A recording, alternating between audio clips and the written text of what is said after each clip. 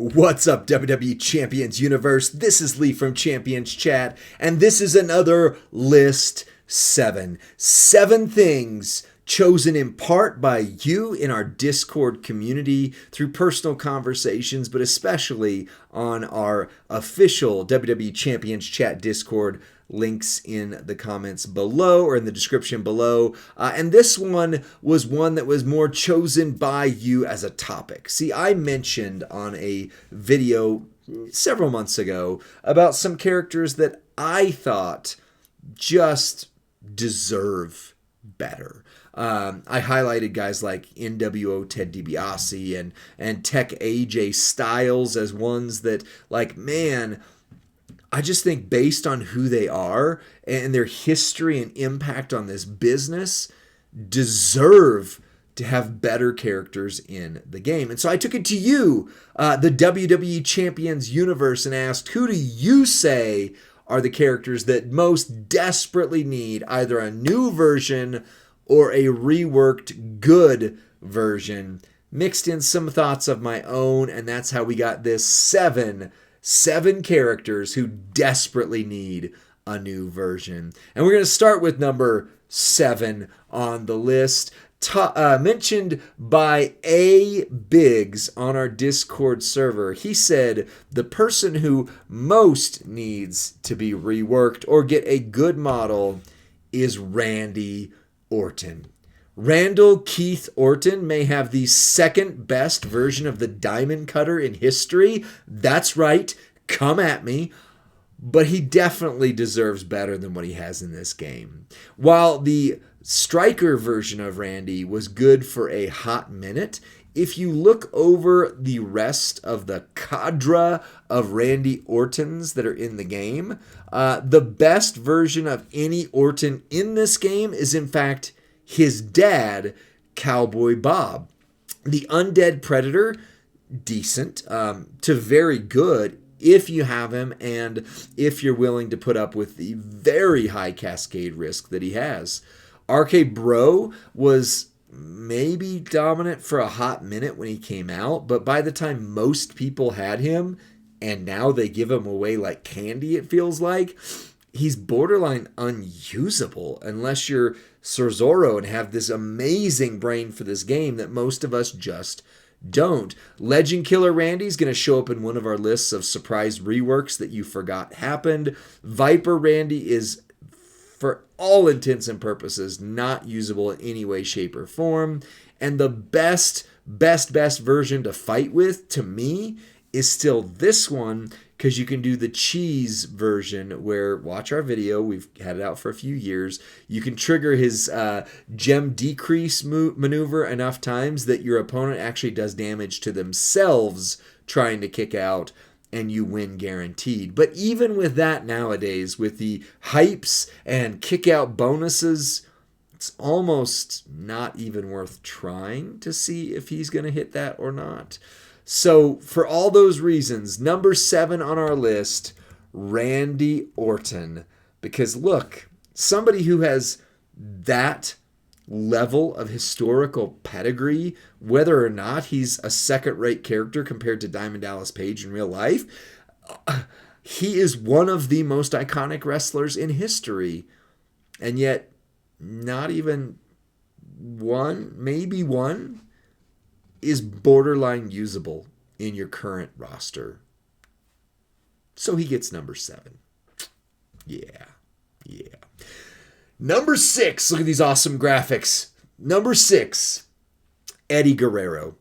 This one might age like fine cheese because we're currently in Tekken month. We're in the month where they literally just reworked Latino Heat version of Eddie Guerrero. But as many have pointed out, even in spite of the fact that they've reworked Eddie Guerrero, this specific one, and by the way, the very first hot tag person that they redid in the game was this version right here. They've now remade 2 Eddie Guerreros, and if you ask most people in this game which Eddie is usable on my roster, the answer is no. None of them are. I mean, seriously, Hall of Fame Eddie was good for a hot minute, maybe. Icons Eddie was never meant to be a good fighter. Zorro has a build that you actually can do with him, but again, it takes a big brain or a lot of things. And LWO Eddie is one of my examples of why I love this game over any other WWE game that has ever come out, including No Mercy, including Here Comes the Pain, including 2K. Because in what other game, and Supercard doesn't count, I can take a picture of something and put it on the game in 10 seconds myself, Supercard. Yes, come at me.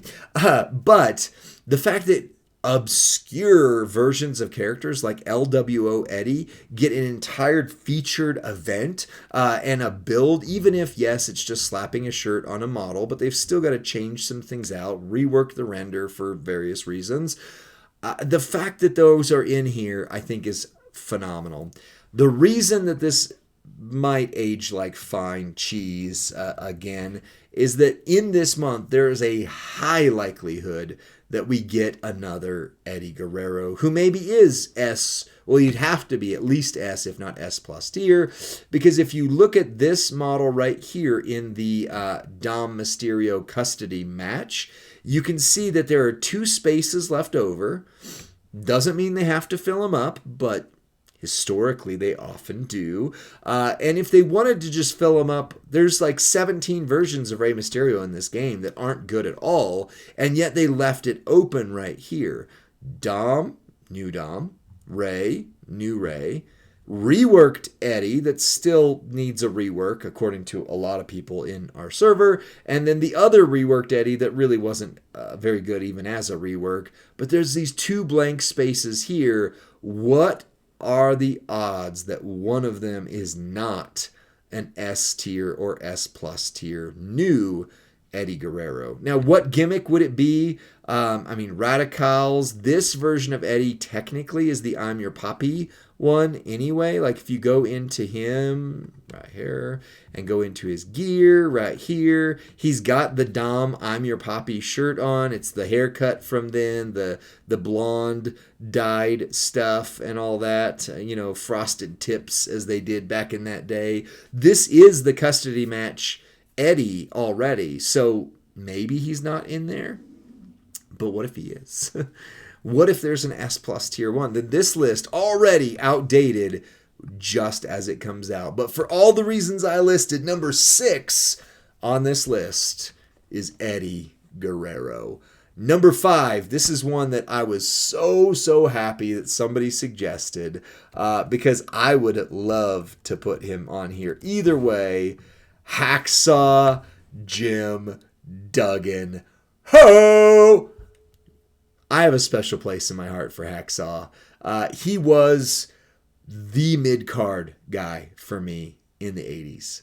Growing up in the 80s, Hogan, Warrior, those guys were the top of the top of the top. And then you had these guys who were barely even on the radar, like your Bret Harts, in that time at least. The Rockers were coming up making some noise, but they weren't like jobbers, which was a whole category back then. People you literally didn't know their name. They just showed up to lose to mid-card or higher characters. And then you had Hacksaw, who was a guy who wasn't quite main event level, but in every respect, he was treated like one. He won the first ever televised Royal Rumble. So while he didn't get a world title under his belt, so to speak, while he was never the top guy for anything, he won the inaugural Royal Rumble. And this Hacksaw right here, when I first got him, I was celebrating, man. For a few people in my faction at the time, the Black Pearl, you knew, I went months and months and years without Hacksaw.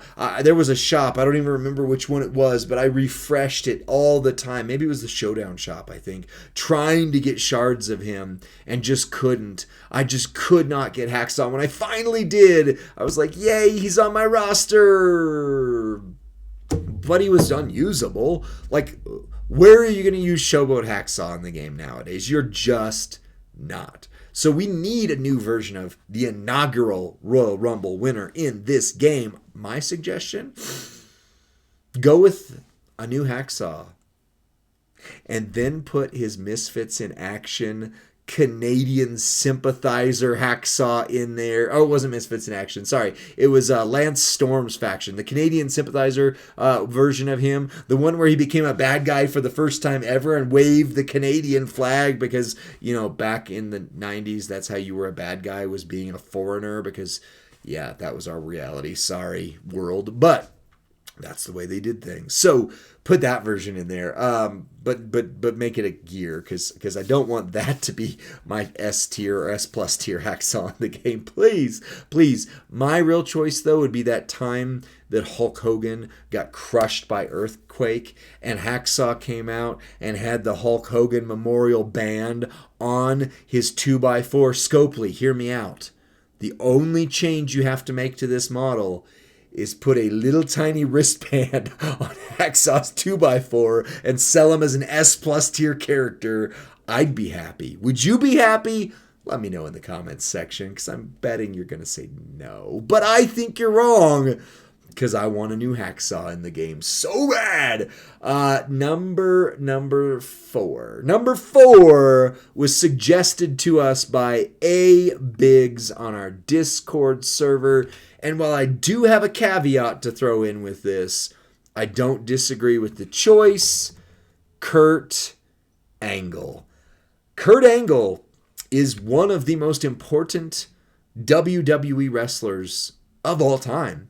He was a breakout star from the moment he showed up and fought Taz. He proved himself to everyone in the locker room that this guy could do it. Kurt Angle was good on the mic. He was great in the ring. He won a gold medal with a broken freaking neck.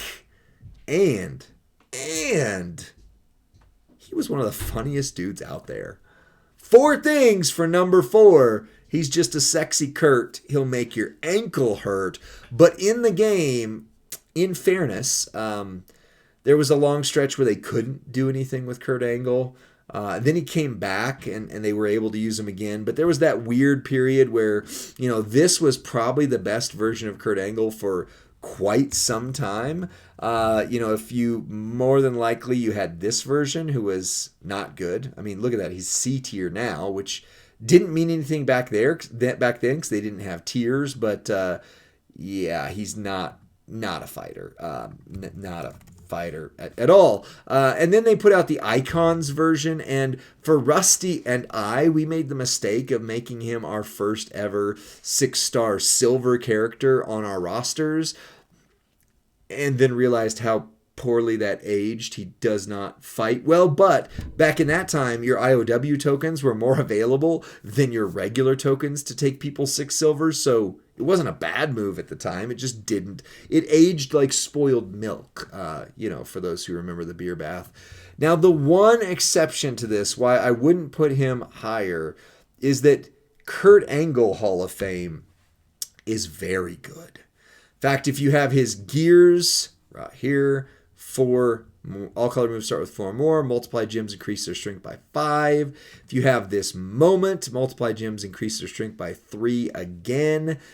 He is very surprisingly good. Hits 90 plus million easy money every time for me. I really like him. So there is a good version of Kurt Angle in the game, whereas others there haven't been. However, the Hall of Fame characters tend to age less well than some of the others, so I would expect the power shift will drop off more quickly for him than for others. And let's be honest, when we've got 17 S and S plus tier versions of John Cena in the game, we could certainly stand to have one Kurt Angle that's worth his salt beyond the Hall of Fame. So that's number 4 on the list.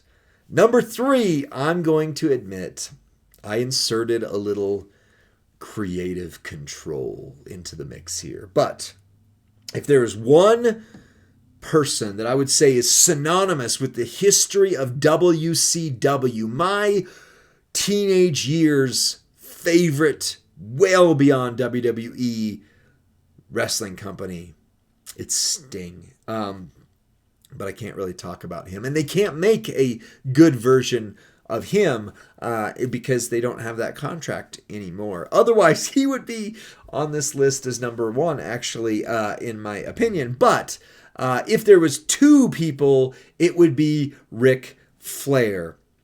But he's higher on the list. So if there was three people that were synonymous with WCW back in the day, there is no one else than Diamond Dallas Page.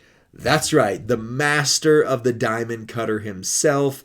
I said it when I said Randy Orton's name. Randy Orton's RKO, as iconic as some of those moments, like JD McDonough off the steel cage and things like that are, the Evan Bourne flippy boo RKO. Yes, he has some of the most surprising and out of nowhere ones out there, but if it weren't for the diamond cutter, the RKO wouldn't even be in our imaginations. And DDP arguably did it better, because for DDP, it wasn't the only thing that made him memorable. Because for me, I don't care about Randy Orton. He's not one of my top 100 wrestlers, to be quite honest. But DDP's up there in the top 10. I mean, I love this dude. The argument, similar to Kurt Angle, though, is that there is the Hall of Fame version, and the Hall of Fame version is very good. Very good. However, unlike Kurt Angle, who uses multiply gems, which have a much longer shelf life to them, DDP's triple yellow moveset, the only one I think that actually is worth using, is power gems. And the creep on power gems just gets so astronomically bad whenever there's a new meta. So while hype kind of gave a pause to that for just a moment, whenever 7-star, if 7-star comes out, there is no way that DDP will stay in that conversation at his current levels. He hits about 60 million in power gem damage turn 1, which can be buffed up if you have his gear and can then therefore use a little bit better power gem trainers. You can get it up to 70, 80 million, but that's not going to hold much beyond this meta, as much as I love him. And for somebody who got just dumped on by WWE when they shouldn't have, this is the WWE version of Paige. This is the stalker that showed up with Undertaker's wife at the time, Sarah. This is not the way Paige should be remembered. And in this game, he shouldn't be remembered as a C-tier character when the legacy he left with WCW is beyond match, with the exception of a couple guys. And the number 2 on our list here definitely holds the title for one of the, if not the most memorable WCW characters of all time. Woo! Ric Flair. So we can't use, Scopely can't use this guy. I don't even know if I'm supposed to talk about this guy in my videos as an official CC, because he is sort of under license to another character. However, WWE themselves talk about him almost every time Charlotte Flair comes out on TV, because, you know, she's the daughter of Ric Flair. But if you grew up in the 80s, if you were only a WWE guy like I was, then the conversations in the schoolyard were who is better, Hogan or Warrior. That literally, my best friend, Chris, when I was that age, growing up, like early school age, that was our debate. Like WrestleMania 6 came around, I was a Hogan guy, he was a Warrior guy, and it was like a battle to say who was actually going to be the best of all time. But for most people, if you had a range that stretched beyond the McMahon empire, you probably thought it was Flair and Hogan. And those who did not like the WWE style, Flair was the man, to the point where when he came back for that Royal Rumble that still gets held up as perhaps, with a tear in my eye, the greatest Royal Rumble of all time, it's because of Ric Flair, right? He is not been beaten by John Cena in his retirement run. He actually holds like 21 to 25 world titles, even though WWE only recognizes 16 of them. But even at that, the big thing was John Cena finally beating Ric Flair's record, because Ric Flair was the most decorated champion of all time. Problematic though he may be, as soon as he gets out from under other companies, lesser companies licensing, I really hope they bring him back in, because look, he is one of the OGs in this game. So, as tends to happen, the original posters released aren't useful in any way. Like this version of the Nature Boy right here has a trainer ability up to 5,000 talent. Remember when 5,000 talent was huge? 30% less damage from purple gems. I mean, it takes the edge off, right? There is a showboat version of Ric Flair, Slick Rick right here, that actually did show up surprisingly like 2 years ago, where you had to take him to 6-star silver, or a year ago actually, you had to take him to 6-star silver for an event, which was like, what? That's weird. Any color gems do 20% more damage. Back in the day, that was huge, but now, yeah, not so much. Not so much. I tried during when they did that event where you had to use him, of all things. I tried to make him good and do some videos, but yeah, he's just not. And then you've got perhaps the worst poster in the entire game. Co-owner Ric Flair, from when he took over WWE as the co-owner, legitimately right after the invasion, which was frustrating, because why not just wait to do the invasion until you could get Hogan and Flair and the NWO and Sting and all these other guys, and instead really right after it you have Ric Flair come out as the co-owner. Anyway, this is one of the most useless fighting cards in the game, and his coaching ability, Black Submission, lasts -2 more turns, has very specific uses, but most people don't use that. So for being one of the top, I mean, in most people's lists, I can't spell his name. There it is. For being one of the most important characters in the history of wrestling, inarguably, though I would put him much lower on my list, he's usually number 1 or number 2 in most people's eyes. The fact that he doesn't have an S tier or an S plus tier that's right up there in that dominant circle, it's kind of sad. Kind of needs to be fixed. And for that reason, he's the number 2 on our list. Number 1, though, and you're going to think that I orchestrated this. I promise you I did not. I asked you guys who needs to have an update, a rework, a better version, and across the board, you guys told me AJ Styles. Now, I've been beating this drum myself for like 3 years now, so maybe you were just telling me that so that you would appease me. I get it. I appreciate it and all that. But the reality is, Alan Jones, or whatever his real name is, AJ Styles, is in everyone in WWE's eyes the HBK of the modern era. He does not have a bad match. He's not great on the microphone. Just isn't. But if you look at current WWE champions, John Cena, CM Punk, Cody Rhodes, and AJ Styles are all world champions right now, which is weird. He's the tag team champion with Mr. Dragon Lee here, but notoriously, we cannot get a good version of him in the game. There was a stretch where with Acro AJ Styles, they just kept adding gear to him. Like, go to his gear tab and you're like, what the heck? Look at all that. Holy crap. I mean, they just threw all the gear at him that they possibly could, and this character stayed somewhat relevant for a hot minute. But look at these. Color turn to 15%, you're missing a 0. Color turn to 20%, you're missing a 0. Moves that generate blue gems will create 3 more blue gems, you're missing a 0. Blue moves start with 3 more MP. Okay, that's fine. But you have to have 4 other gears to get to that one. Yeah, he does not hold up at all. And then they released the Tech AJ. It was like, finally, they've released a good version. And instead, Tech AJ is just the absolute poops.